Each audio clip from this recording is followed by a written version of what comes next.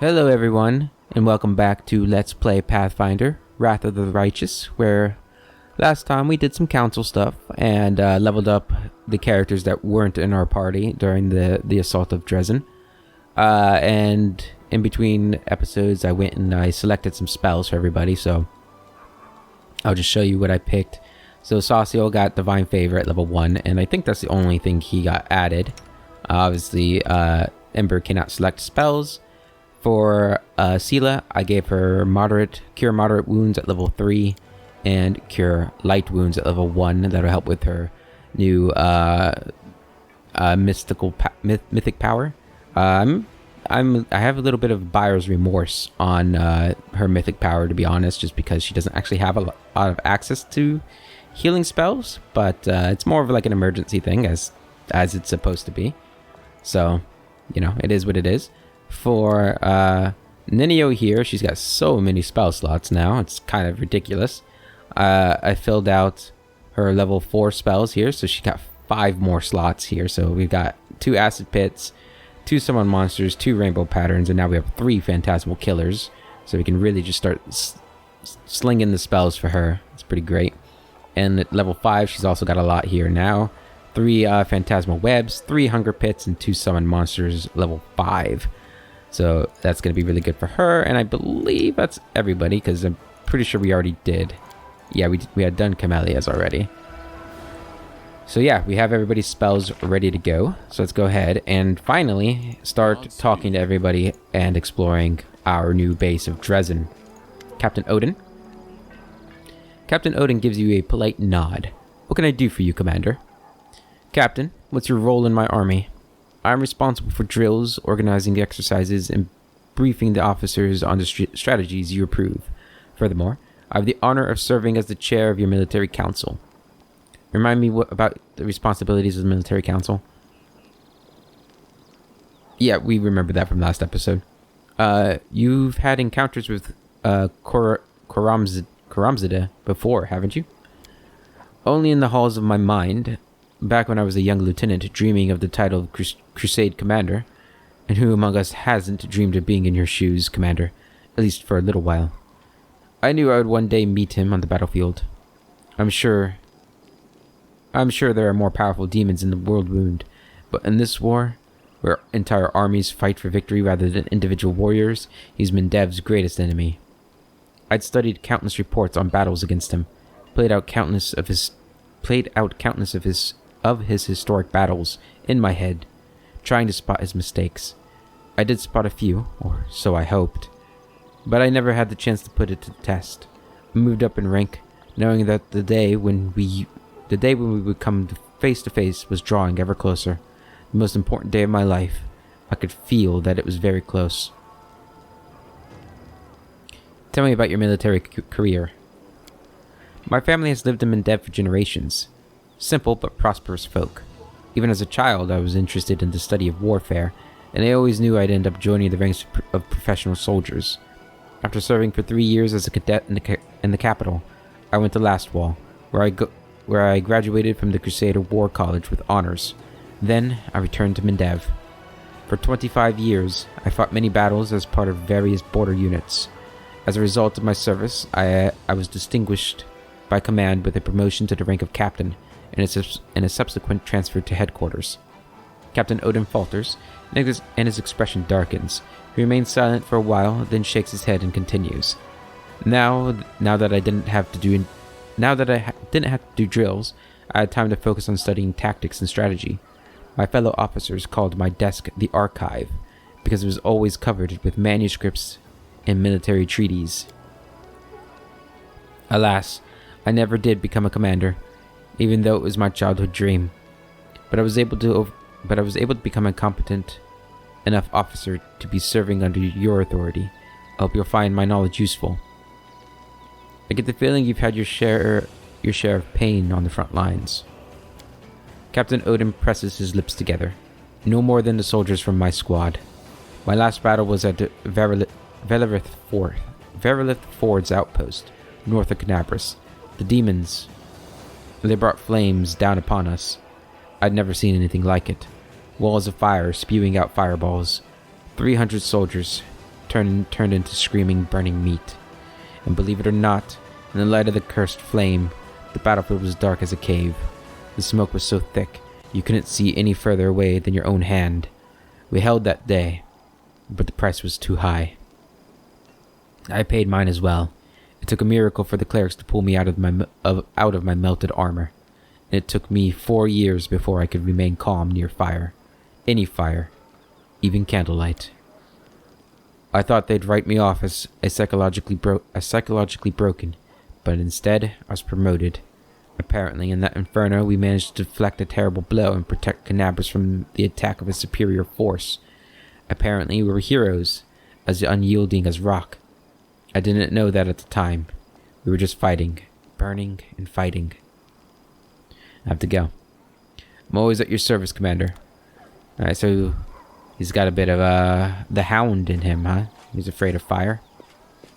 Although he's sitting next to a brazier, so he has, as he said, overcome his fear, at least to an extent. I can't imagine he wouldn't get frightened if he came to, you know, like the city caught fire or something. Alright, so that's it for the courtyard. So let's go down to the second level where we have quite a few people. So we have what was her name? Dorglinda. She is over here, or is she down here? I guess she's down there. Yeah, she's down here. Okay. There she is. Dorglinda Stranglehold. Commander, the middle-aged dwarf salutes you casually. Her face is disfigured by huge scarred claw marks. One of her eyes is covered by a black patch, but the other is looking at you sternly and intently. Dorglinda Stranglehold, at your service. What's your role in the army? I'm the chief quartermaster in charge of material support. I make sure our brave soldiers are armed, armored, and fed when they go into battle. Or at least 2 out of the 3 are. You know how it goes, Dorglinda chuckles. I'm also the head of the logistics council. If we're missing something, I'll report it to you right away. We already know what it does, but let's ask. It supplies, what else? As you lead your troops in those legendary battles, we saw various non-heroic issues like what our fighters are going to eat tomorrow, how to fix a chainmail shortage, and how to get our hands on shipments of helmets we purchased that's stuck somewhere in Ustlav. Those are the headaches we deal with. Sometimes, however, we're faced with something we can't just hash out without you. That's when we have to assemble the council and ask for your decision. But Torag willing, that won't happen too often. We've got your supplies covered. So you go ahead and be heroic to your heart's content. Will do. What became of the quartermaster who was taking care of the supplies during the march on Drezen? Yeah, he was nice. What happened to him? Nothing, really. He got a medal for his heroism during the assault on Drezen, and now he's right back where he was, keeping up the good work. It's just that a fortress like Drezen is a little out of his league. When you need to supply the camp during a march, he's your man, but it takes a different set of skills to be a chief quartermaster. What's with that nickname, Stranglehold? Our resident jokester came up with it, when my hand went numb from the wound. She holds up her crooked fingers, withered to the bone. After that, I left the front line for the supply service. And then I showed every wisecracker that one hand is all you need to keep your supplies in order. My grip really is a stranglehold, you see. All those thieving quartermasters who go out of their way to sell some ammunition on the sly, scatterbrained officers who lose half a caravan in every skirmish, civilian milksops who always have a sob story to explain why they can't give anything to the army. They all learned well why people call old Dorglinda Stranglehold. We have spells available that could restore your hand. Spend it on some poor sap whose legs got ripped off in the first battle. Thank you for your concern, Commander. But while we're at war, resources should be sent where they are needed. I'm handling the logistics just fine with one hand. I have to go. Good luck on the front lines. We've always got your back. That's our job. I like her. Alright, we got the blacksmith over here. He's just the blacksmith. He probably doesn't have anything to say. Can I... There we go. Let's rotate the camera. Whole bunch of people. We got peasants and citizens here. Alright, you have nothing to say, but we can sell you all this stuff. Let's go through here, and there's gonna be some cold iron junk we don't need. Any more? No. Anything in there? No. Anything in there? No. You can have that. We have made quite a bit of money, which is nice. We got more to exotic weapons provider. Neato. We'll have to look at your stuff later. Got some really cool stuff in here, actually. Mighty Blow of Good. Awesome. Wilser, how you doing, buddy? The bearded quartermaster gives you a friendly nod. What can I do for you? Are you going to manage the fortress now? No way, Commander. The quartermaster throws up his hands. Not in a million years. I can manage an expedition just fine, but running a fortress is a different kettle of fish. That's enough work to make a man's head explode. Which is why they sent us an expert from Norvisian. Her name is Dorglinda Stranglehold. I've seen how she handles things. She knows what she's about, that one. Iomade bless her. She'll be managing the fortress, and I'll keep taking care of the soldiers just like I've been doing. Good. I have to go. Alright, who else we got over here? Arcane Weaver and Jewelry Trader. Alright, so we just got some more merchants. Where are they? Hello? My friend, you know we don't make idle threats. If we say we're gonna do it, we're gonna do it. What's going on over here? The soldiers straighten to attention. Hail, Commander. All quiet in the fortress. This merchant, Aratelli, has submitted a complaint, but we're dealing with it. What's going on here? The merchant quickly clears his throat. Good afternoon, Commander. My name is Jael Aratelli. I'm a merchant. I just told the watchman I've been hearing drunken shouting about around here at night. They promised that they'd get to the bottom of this. The merchant gives you a meaningful glance. There's something happening here every night after midnight. One of the soldiers grimaces. Don't bother the commander with this. We promised you we'd deal with it. I know you broke the law. It's time to confess. The soldiers exchange glances. We've not broken any laws, Commander. Ask our commanding officer. We report everything to him. We don't shirk our duties, and we even deal with civilian complaints. The merchant tugs at his sleeves nervously as he meets your gaze. Yes, I can't complain about our watchman. You try walking through the fortress at night and see for yourself. It's just that right here, there's always... One of the soldiers shoots him a look of irritation. We said we'd deal with it, didn't we? I like to browse your wares, trader. Drezen versus a conspiracy of silence. Sure, Commander. Ooh. Wow, that's expensive stuff. We'll definitely have to take a look at your wares soon enough. We can buy... We're not going to buy anything right now. Just browsing. Oh, I recently heard a story about a merchant whose cart was set on fire and then pitched off the top of a hill. Want to hear it? I don't like you guys. So, are they saying we need to come back here at night? Seems to be what they're implying. Okay, we got jewelry too. Get some amulets and some rings, some headbands, a lot of stuff. We'll have to look at all this stuff eventually too. I might browse the wares off camera and then just show you guys if I buy anything or anything really gets my attention. Darren, have you committed a crime? You know what? Darren asks, not bothering to greet you properly. I've noticed a certain cynical pattern in my life ever since I met you. First, something happens that leaves me positively intrigued. Then I descend into the depths of fear and anger. Then I start to think that it's not so bad. The curiosity comes back. And then something even more dreadful occurs. The demons attacked my home, and then the city around it was... The demons attacking my home and the city around it was unpleasant enough already, but I thought I could compensate for that by striking up a curious acquaintance and having some new experiences.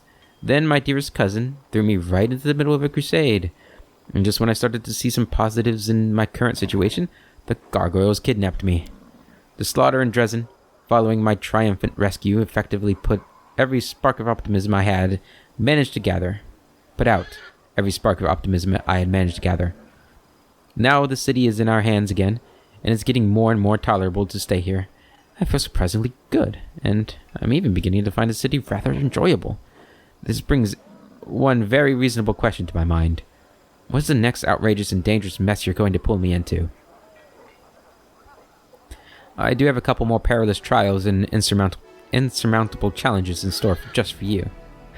You really like the sound of your own voice, don't you? Was that an overly verbose and oblique attempt to thank me and impart just how much you enjoy Drezen? Now we'll joke with him. I have a couple more perilous trials and insurmountable challenges in store just for you. Does this list include the ordeal known as the Trial of the Cold Oatmeal?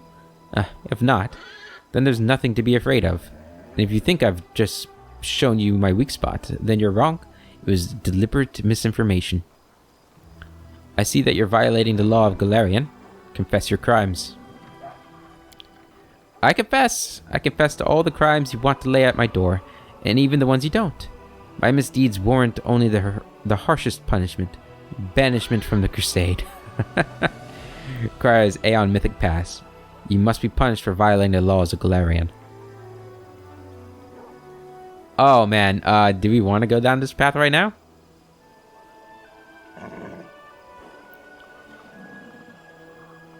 Yeah, I think Barrett's, he's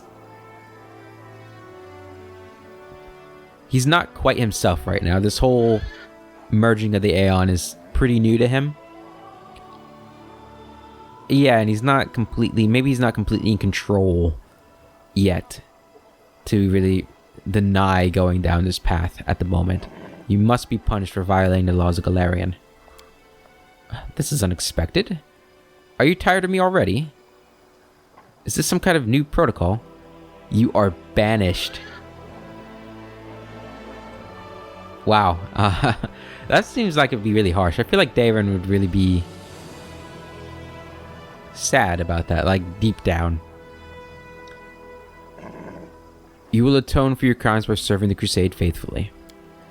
Oh, you do know how to punish an innocent fellow.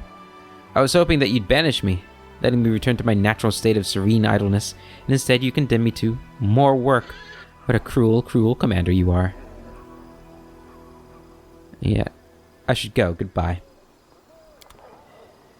Yeah, I think there's a bit of fighting within Barrett here with the Aeon stuff, right? You can tell that they have committed a crime.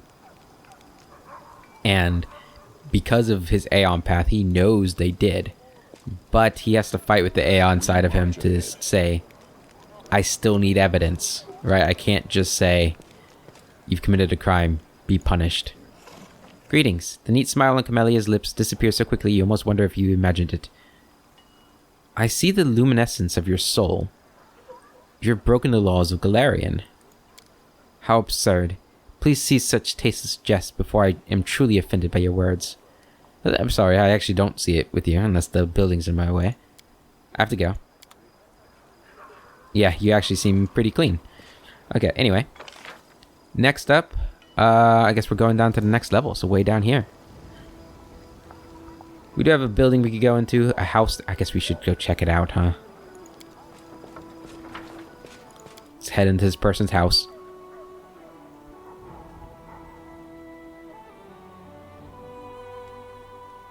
Get everything out of the way at the beginning here. This looks like more like a cafe sort of thing.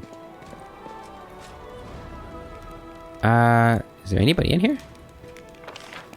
Nope. We're not going to loot the city. Looting our camp is one thing. Looting the town is another. Also, we are in Aeon now, so it's like, we don't want them to come and mess me up. We don't need to deal with those guys, though. I don't like them shaking down the merchants. Alright, down to the lower levels. Which way do we want to go first? Let's go over here, talk to Sela. And who's this? Arsinoe? Who was that? I feel like I remember the name, but I don't remember off the top of my head. There's so much to keep track of. Sela? There you are. Sunrise Sword. And the Eagle Watch. We got that. We got the barracks. Sela? Good day in clear skies. What do you say? Where are we off to today? Nowhere. Okay, see ya. Anybody interesting here? Let's check the barrack. Their barracks, rather.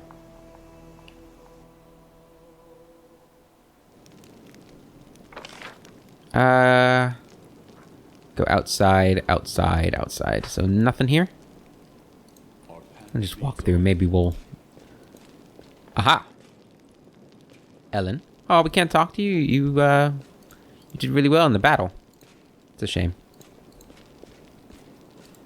Okay, we don't need to go outside that way. We can just go outside the way we came in.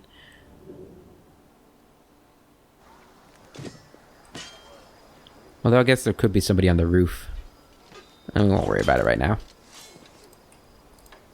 Alright, let's go talk to our Sinue.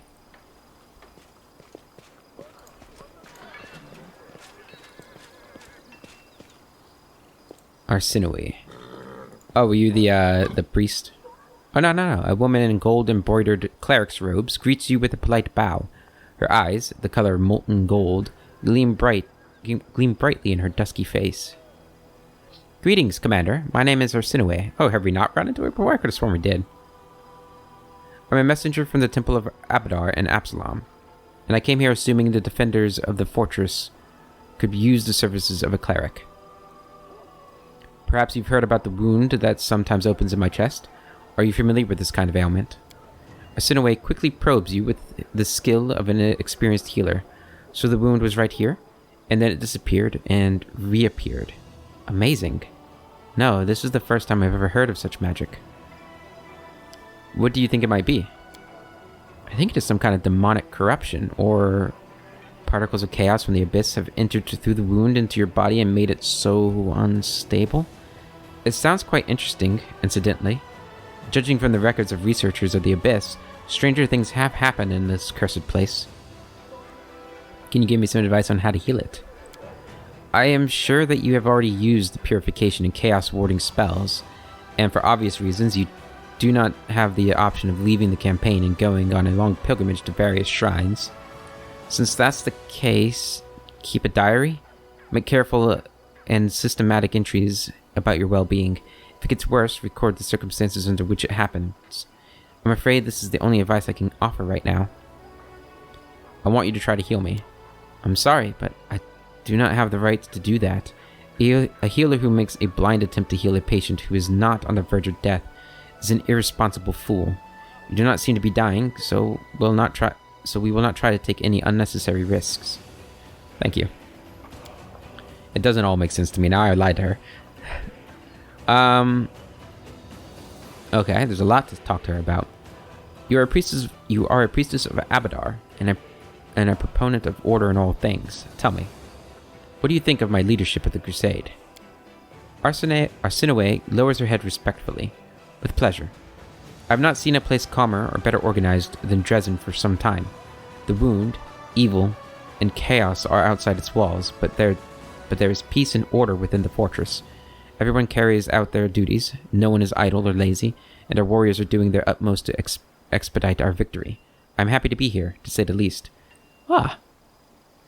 I wonder how much that changes based on your alignment. Like, I'm assuming if you're a chaotic character, things could be different in the city. That'd be kind of cool. Or an evil or a good character. I wonder if it changes, like, if you're lawful good or neutral or, you know, somewhere in between the extremes.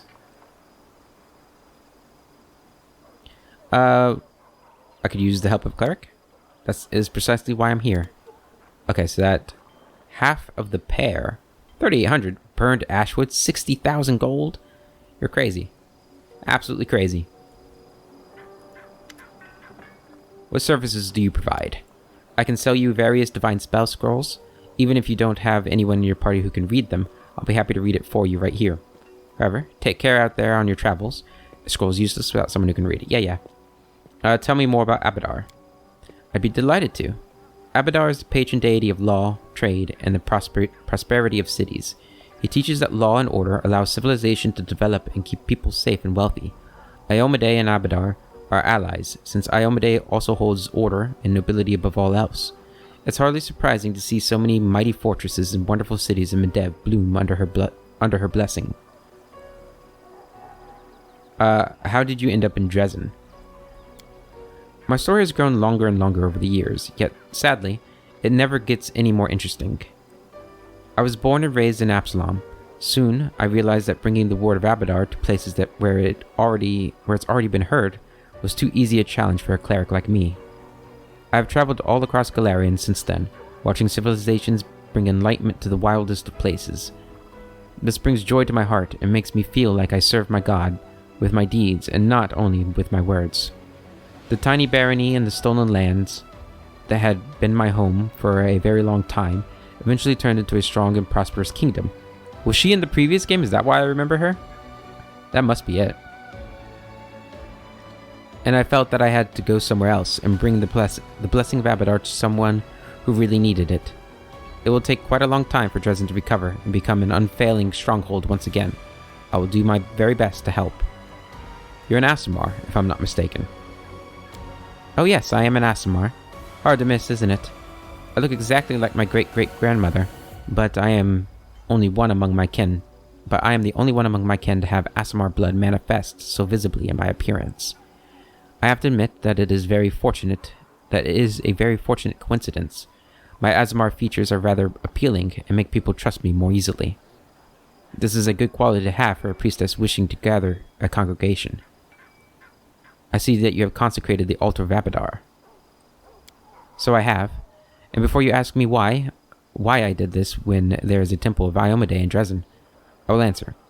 Even though my god is the ally of the inheritor, some still prefer to pray and trust in Abadar instead of her. After all, my humble altar is no worse at removing the corruption of the abyss than the grandiose altar in the temple of Iomedae. Alright, I have to go. Let's go check out the temple of Iomedae.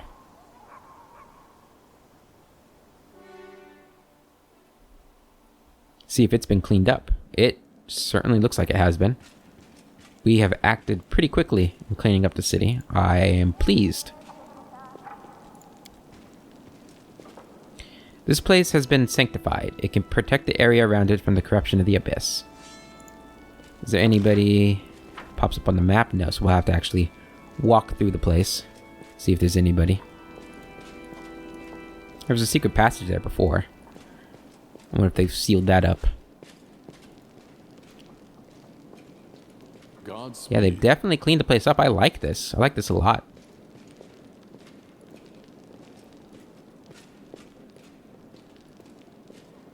Okay. Let us press on. And did they... Yeah, it looks like they sealed the secret entrance we came through too. Or the underground entrance. I don't remember how we got in here. But we came in this way previously. Not through the front gate. Cool. I like how we just walk through the pews. Alright. So this is all the barracks, right? So I don't need to worry about them. So let's go talk to Lan. That leads out. And then we got all of these guys to talk to too. Whole bunch of people over there to talk to actually. Prison, a house, abandoned building.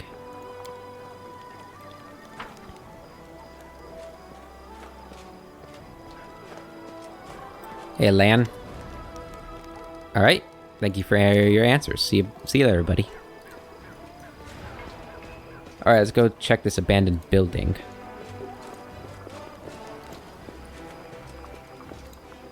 There it is. Abandoned building. Why is it abandoned? This is prime real estate. Well, since it's abandoned, I guess this is mine. Okay, we got a basement, a book, and we probably need to do another book reading session soon too, huh? We march ahead. I guess you know, we had 10 episodes of action-packed fighting, so I guess, you know, having a few episodes that are a bit slower is a little expected.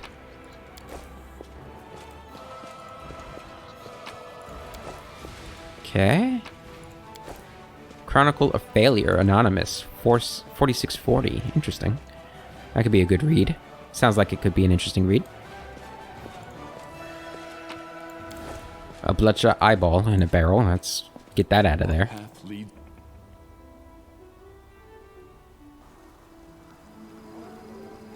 Alright, we got a house over here.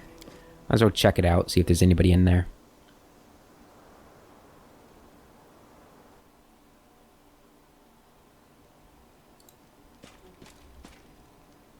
I will guide us.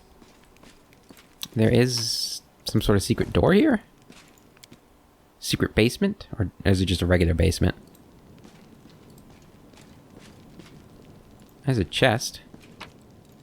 Wait, no, we're not supposed to be looting this house. This is somebody's house. I'm so sorry. I'll pay for it, I swear. I'm an agent of the law. Alright. I'm sure they won't miss a blood vial and bone meal. I could probably wonder why they even have it. Alright, let's go talk to Ember. What else we got here? Lady Konomi's there. CR. Horgus. One-Eyed Devil? Got Jewelry Artisan. The Inn is there. And Half-Measured Tavern. And the prison.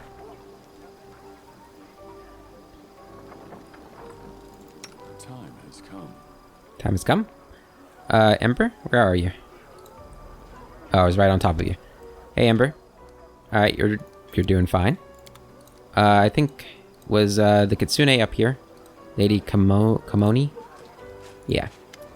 Lady Kamoni is engrossed in reading some kind of letter. Upon noticing you, she frowns nervously for a moment, but then greets you with a graceful bow. Commander, how may I be of service to you? What's your role in the army? Oh, don't get me wrong, Commander, but I'm not your soldier. I serve Her Majesty Queen Galfrey. She sent me to head the diplomatic council of the Crusade and consult with you on particularly sensitive matters. And what's the diplomatic council? And why do I need it? We know this? Yeah, we already know it. Tell me more about the Royal Council. What is it? The Royal Council, operating under Her Majesty, is the highest governing body in Mendev. It comprises her most able and trusted servants. It is responsible for day-to-day matters of state.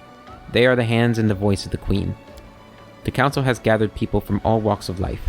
Some of them are nobles, but many more are citizens of humble origins, who earned their promotion or positions through their wit. Many are rich, but a fair number of them... I think we've read that before, haven't we? Yeah. Tell me more, or tell me about yourself, Lady Konomi. Lady Konomi lowers her eyes in a show of modesty. Yeah, we've done that before, too. What are you reading? Wait.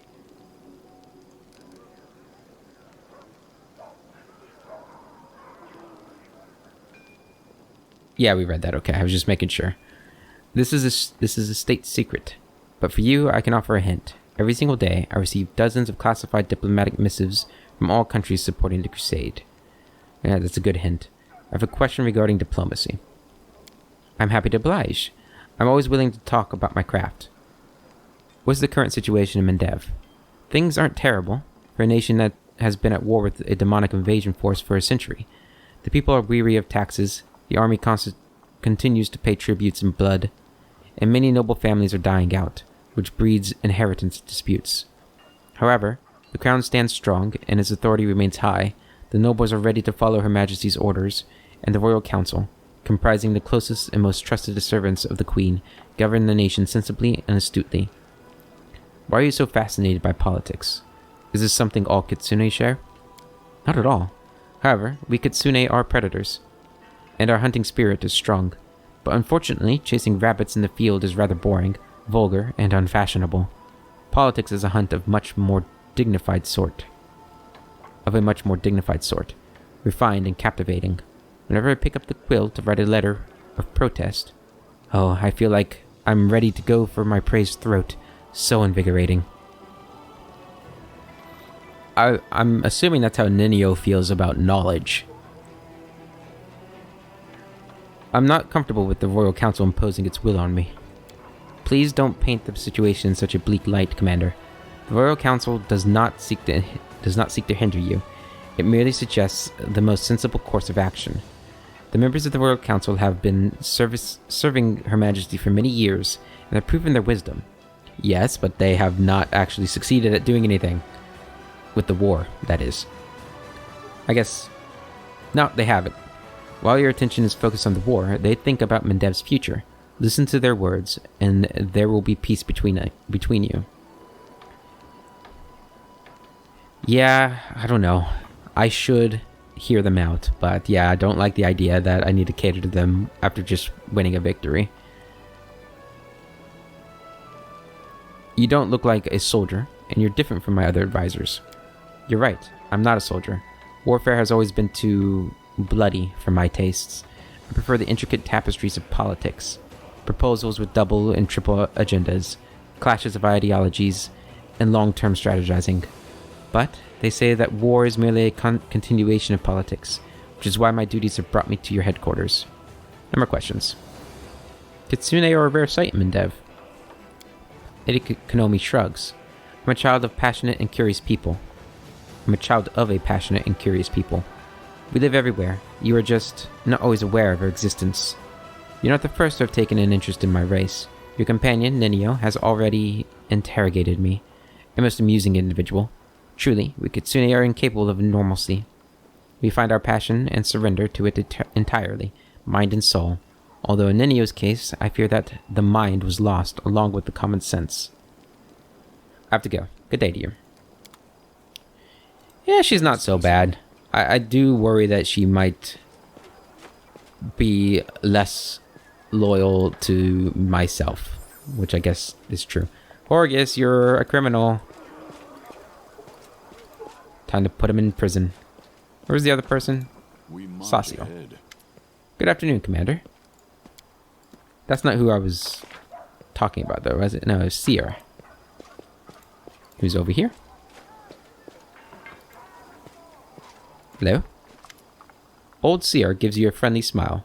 Can the ever-bright Crusaders be of service to you, Commander? Oh, right, he's the guy that we just recruited. The Crusader turns to the young lad standing next to him and wags his finger at him with ostentatious strictness. Morveg, keep it to yourself.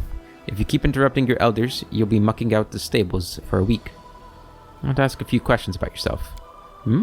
About me? Seer Kobolin? Or me, the glorious ever-bright Crusader and the leader of my order? A young man standing next to Seer casts a look at his fuzzy gray hair and mumbles, Leader of the order, also known as Sir Dandelion. The old man turns to the lad and reprimands him loudly but kindly. Morveg, you insolent Kellet whelp. That was definitely kind. Show some respect for your mentor's age. Or do you think you'll never grow old yourself? I want to know more about your past. The old man scratches his thinning fuzzy hair. About my life before the order? It was so long ago. As a boy, I decided that there was too much evil in the world. Someone had to do something about it. Try to fix it. I decided to become a priest. But then I saw the ever-bright Crusaders, so proud, so pure. And then someone next to me said, "What arrogant snobs." And he was right. We ever-bright Crusaders actually are a little arrogant. So I thought, maybe these invincible snobs could use the help and companionship of such a simple and warm-hearted lad like myself. Who knew that years later, I would become their leader? Tell me about your order. The Everbright Crusaders are not the oldest order, but our traditions are solid. For us, fighting the world wound is not a war, it is our service. We dedicate our lives to it, and also our souls. We have high standards and live under many restrictions. We have no families, drink no liquor, play no games of chance, accumulate no wealth, own no lands, even if we are entitled to them by birth. We reject everything that distracts us, that draws us to a peaceful life, for our hearts are always turned to war. But war is a grim, ugly thing that makes wicked everyone who takes part in it. And we keep our hearts pure, so that we are not left sickened by war, so that our light does not fade, because darkness can only be overcome by light. Who's the lad that keeps following you around? Sierra smiles warmly with deep-seated pride. This is Morvig. He is a Kelid from these parts. When the world wound opened, his family was forced to flee. What a life they had. Poor, always hungry, cast aside by the world.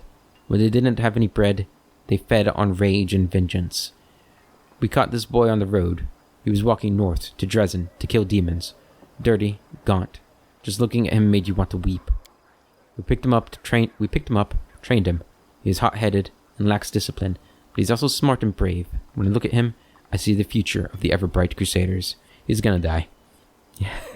One of these guys is gonna die. It's gonna be really sad. I don't have any more questions. I'm glad I gratified your curiosity.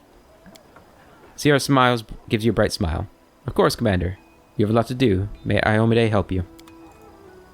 May she help us all. Horgus? I'm listening, Knight Commander. Are you aware of my special powers? It is hard not to notice it, although at first I thought you simply enjoyed pulling your new rank by approaching people and making them confess their sins. You don't need any special abilities to understand that there are no saints here, and everyone has their own deep, dark secrets. I was wondering how exactly you decided whom to expose, but I suppose this instinct is one of your talents.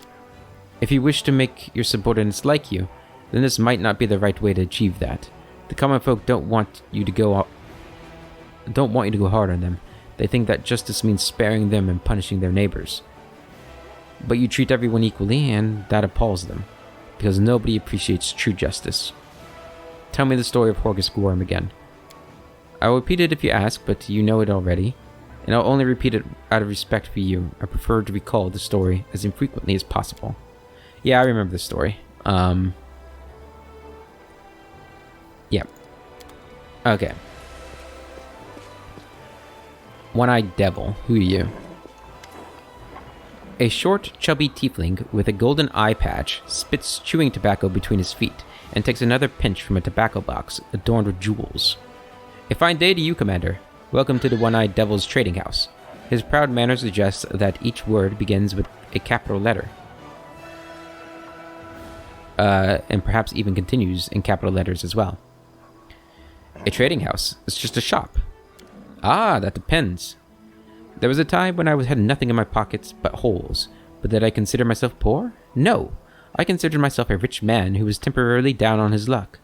Optimism is important, not only on the battlefield, Commander. You are the leader of a victorious army that will be chopping all the demons into mincemeat sooner or later. I am the owner of a trade empire, which, as you see, is only starting to grow. How did a tiefling end up on the side of the Crusaders? The answer is simple. The simplest thing there is. This is a good world, and I like living in it. Besides, it's the only one we've got. I'd love to know what's going on in the head of the dimwits who are helping the demons to destroy it. My best guess is that their horns grow inward, so there's no room for their brains. I'm from Cheliax. Tieflings don't surprise anyone there. And they don't like demons any more than we do here. And why should they? The gods went to all the trouble of creating this world. Even Lord Asmodeus and his devils helped with the construction. And now these freeloaders show up after all the hard work is done, just to gorge and break things. It doesn't matter who you pray to. If you want to live, it's your duty to help. Isn't that a risky name for a store for Crusaders? Ah, yes. A week doesn't go by without some dimwit boiling over. Well, they don't pay me to explain the difference between allies and enemies, devils and demons, Lord Asmodeus, and all the riffraff like Baphomet and Daskari. So they can go hang. The tiefling spits between his feet and swiftly places another pinch of chewing tobacco in his mouth. Here's what I think. You like it, you buy it. You don't like it, keep moving. If you're spoiling for a fight, take yourself off to the tavern. Why are your prices so high? We're saving the world from demons, and that includes you. That's some claim. Did you hear that, good people? First of all, my prices are perfectly fair. They're no higher than you'd find anywhere else. Second, who's saving who here? Are you prepared to eat bark and fight with rocks and sticks? I have open contracts with dozens of suppliers.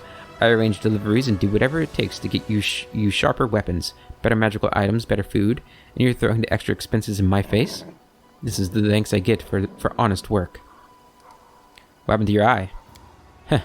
Should I make up a story about a heroic fight with a horde of demons? Truth be told, this is how it happened. Back when I was a snot-nosed kid, I just opened my first business selling pies on the street. The local lads quickly took notice of me and offered my protection in return for a small share of the profit. The usual, you know. But I was so young and inexperienced and greedy, so I told them to bugger off. Well, they got me and taught me a lesson. They took it too far, though. I paid for the lesson with my eye, not just bumps and bruises. It's funny to remember it now, but back then, while it was happening, I was so scared. I thought they'd beat me to death. I remember I came running home in tears and my mom just started screaming. I didn't have a clue why, and then I looked in the mirror and saw there was just shreds and mush where one of my eyes should be. I remembered that lesson all my life. Ever since that day, when I start a business, I find some reliable business partners first. If I'd been born in a merchant family, my parents would have warned me about this, and about plenty of other things too. But I was a poor lad, so I had to learn everything the hard way. It's a miracle how many times I escaped death by a hair's breadth. In fact, it's lucky all I lost was one eye. I can afford a new eye now, of course, but you know, I just can't find the time. It costs a tidy sum, and I don't want to take it out of the earnings. And besides, being the one-eyed devil is a big selling point for me. I'd be a fool to get my eye back only to have to keep it hidden under a patch. Have you heard about my new powers? What do you make of them? I feel uncomfortable when you look at me, as if you can see right through me. As if you know that I used to steal cookies from the oven when my mother wasn't looking, and how at 16 I told a beautiful girl I was a nobleman in disguise, and all the things I've done in my past life. And if I'm feeling antsy under your gaze, imagine how the real serious sinners must feel. No matter which gods we worship, we still believe we'll answer for what we've done when we get to Pharasma. Until then, we can do as we please, without worrying about the consequences. But now you're here. There's no escaping your judgment. That's plain to see. I wouldn't be surprised if people start fleeing Drezen, now that anyone here can be snatched off the street and convicted. Who'd hang around waiting for that to happen? You guys making me sound like I'm got like the secret police going around or something. I'm still the same old Barrett. I'm still fair when I need to be. Got some cool things here, some bardings, some weapons, lockpicks. Alright, let's go into the inn.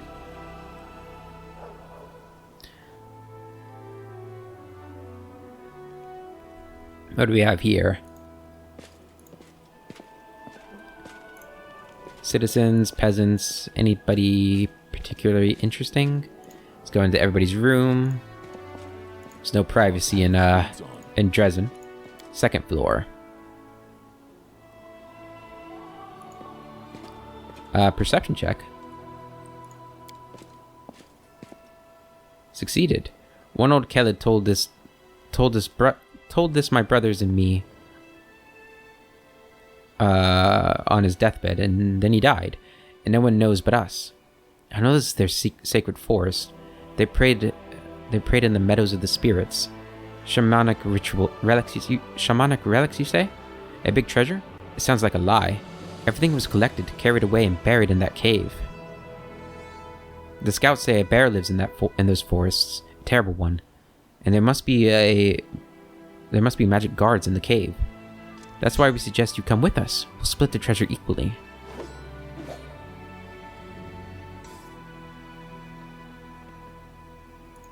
Alright. Ninio! The experiment.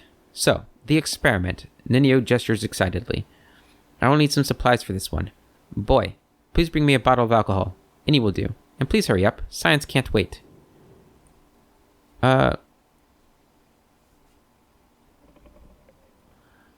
Why would you need alcohol? I've already told you. It's for an experiment. Hurry up and bring it to me. What kind of experiment? This would be an experiment of a personal nature. Ninio seems sheepish.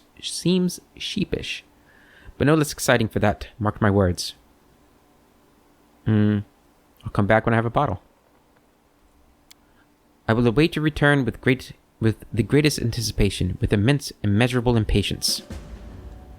Any will do for experiment. Urgent.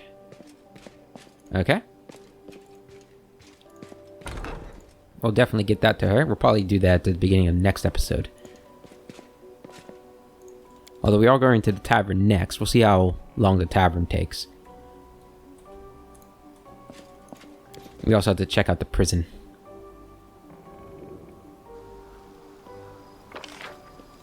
I also have the jewelry artisan over here.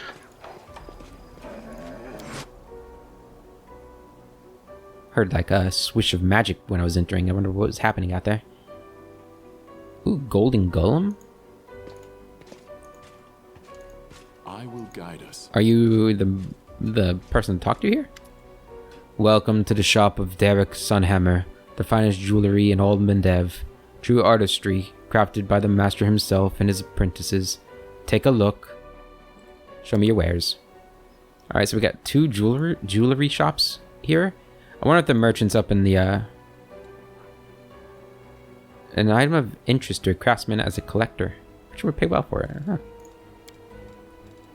I wonder if the merchant's up in the second level, like, change. Ah, Foreign Autumn Haze. You are a criminal. A tall, pale-skinned elf with grayish hair salutes you with graceful movements. Greetings, Commander. I see the aura that marks you as a criminal. Confess your wrongdoings. Foreign shrugs nonchalantly. I don't know what you're talking about. I've always followed the laws of my nation. Your mythic powers must be deceiving you. However, should you find any evidence of my crimes, I'd be happy to discuss it with you. Good fortune to you. Yep. I will certainly discuss it with you when I find evidence of it. Godspeed. Alright, Half Measure Tavern.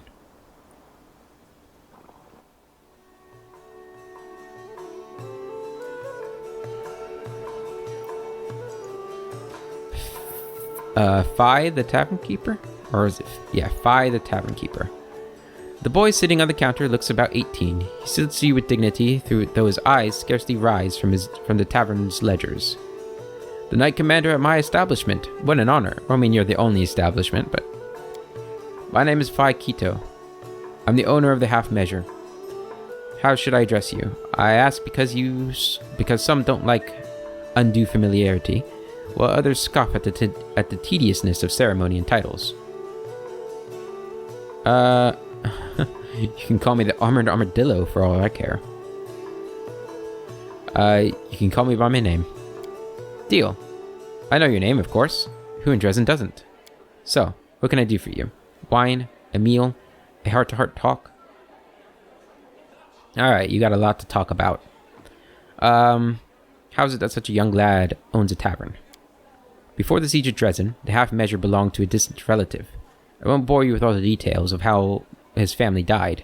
Just 3 words: demon worshippers and sacrifice. Should be enough. Now that the city has been liberated, the authorities in Iomede's church will be returning what remains to the lawful heirs of the deceased. They take these things seriously in Mendev. Phi suddenly slaps himself on the forehead. We started talking about the inn, and I remembered. I wanted to thank you for personally defeating the demon in this very tavern when the city was liberated. Without you, who knows how many glasses he would have smashed before the Crusaders got to him. So please accept my thanks from the bottom of my heart. Yeah, no problem. That's a nice little addition if you cleared out the tavern. The Half Measure is a strange name for a tavern. Oh, that's a family story. It's not for the faint of heart, but you're not one of those, are you? One day, before the world wound was erected... Just got gold? What? A peasant family got lost on the way to the fair, and ended up near the borders of the world wound. They stumbled upon a bored demon who killed the father right away. He then asked the mother if she'd prefer him to take all her children or only half of them. The sobbing woman looked at her 3 darlings and said half. The demon promptly cut the arms and legs of all 3 children and said, "I guess that's even," and disappeared.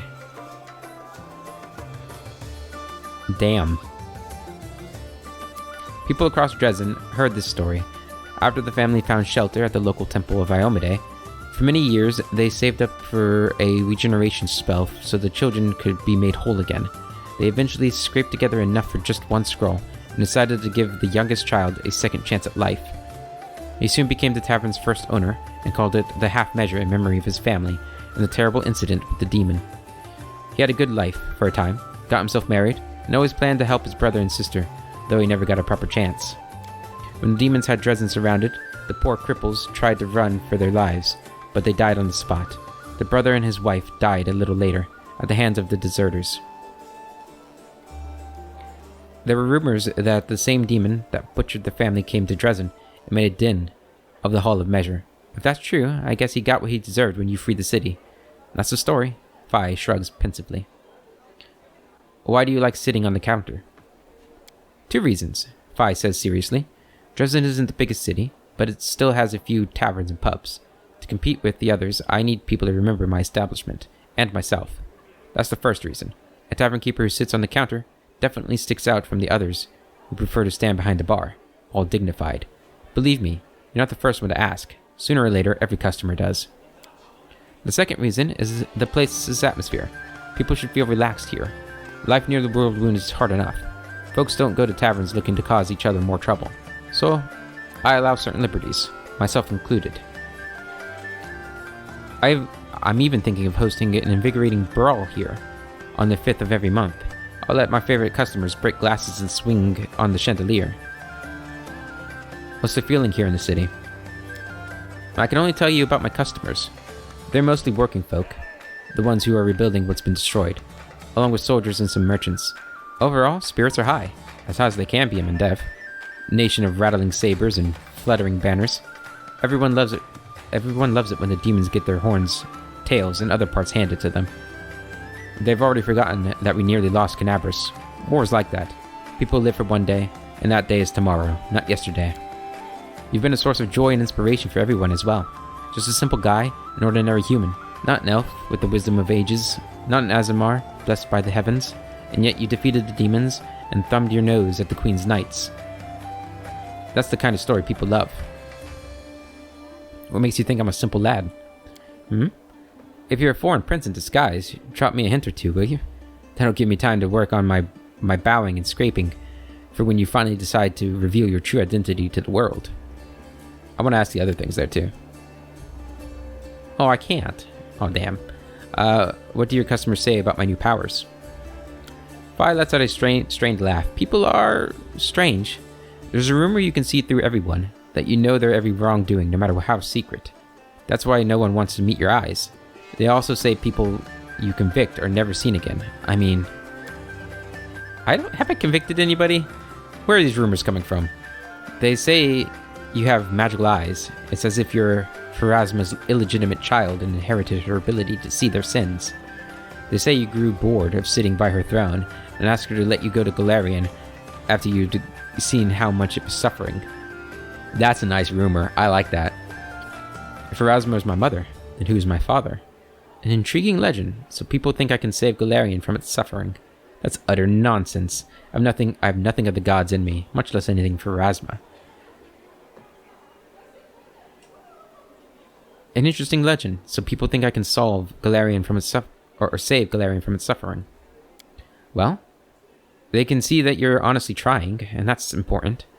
But that won't stop them from running away from you, so you can't look at them with your magical eyes.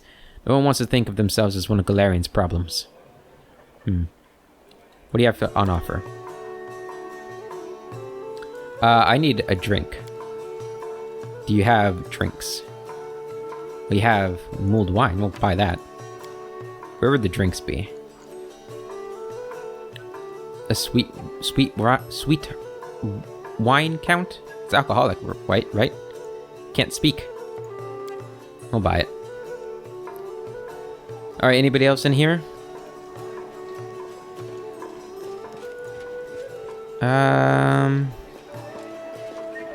Wait, Greybor. How can I help you? Before you stands a dwarf. He was stern. He has stern, rugged features and looks to be well armed. He fills his pipe with tobacco from from Garund, lights it, and blows out a cloud of smoke.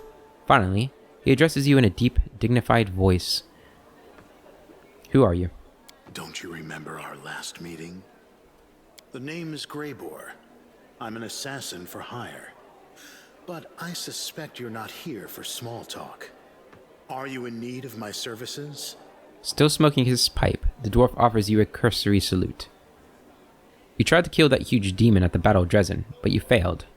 What happened? Yes, that was a failure. It was supposed to be a clean job. An anonymous client, a worthy target, a substantial fee. But the client insisted that I use an enchanted dagger they provided. I was assured that a single hit would be enough to finish the job, but it didn't work as expected. It was a serious blow to my reputation. And my reputation is everything to me. I want to hire you for a dragon hunt. A large adult female? The one that's been snatching people and carrying them off? I've heard about her. That's an impressive target. I can take this job, but only if we do it soon. I'm expecting a new assignment from my regular client, and I'll have to leave as soon as I have the orders. And of course, you should know that this dragon will not come cheaply. 2,500 gold, paid in advance. The dwarf's eyes light up, but his tone is one of studied indifference. Give him 2,500 gold. I'll pay. Excellent. Let's get down to business. It's no easy thing to take down a dragon when you don't have wings, so you'll need to follow my lead. The best thing would be to catch her by surprise in her lair, but we need to find it first. Of course, since she doesn't leave tracks, that might be tricky, but I think I have a solution. We need to go west of Drezen, to the Grimwood Forest. The dragon's been seen there often. According to the scouts, this is likely because there's still some wild game left in those parts. We'll set up an ambush there. I hope I can rely on your honesty. I understand that on our way to the dragon, there may be other fights or places we need to visit for various reasons. That's to be expected. However, should I see that you are deliberately delaying the contract, or that you're dragging me off to assault some demon citadel instead of going after the dragon, we will have to revise the terms of our agreement. Does that mean he's part of our crew now? Okay. So I guess that's what we'll be doing first. We'll be headed towards the dragon. Hopefully we'll find some things on the way that we can do. He is a slayer. We'll have to look at his stuff in the next episode. Let's just level him up. Well, actually, let's level him up after we, look at his stats and everything. Got a job for me, Commander? The dwarf never seems to part with his trusty pipe. He even talks with it still in his mouth. The stem of the pipe clenched firmly between his teeth. Good luck. If you wish to make use of my services, I'll be here, but not for much longer. I am expecting new orders to arrive soon. Alright, so we finally have a dwarf companion, which I'm excited about. Hopefully he ends up sticking around longer than he says he's going to be sticking around for. Anybody back here? Let's press on. No. Okay. Alright, this episode's going to run a little long. Well, no. I should end it here. But we are almost done with Drezen, finally. We'll go back, talk to Ninio in the next episode, and then we'll explore the prison, and that will be everything. And then we'll decide what we need to do next. So, until then, hope you guys have a wonderful day, and I'll catch you later.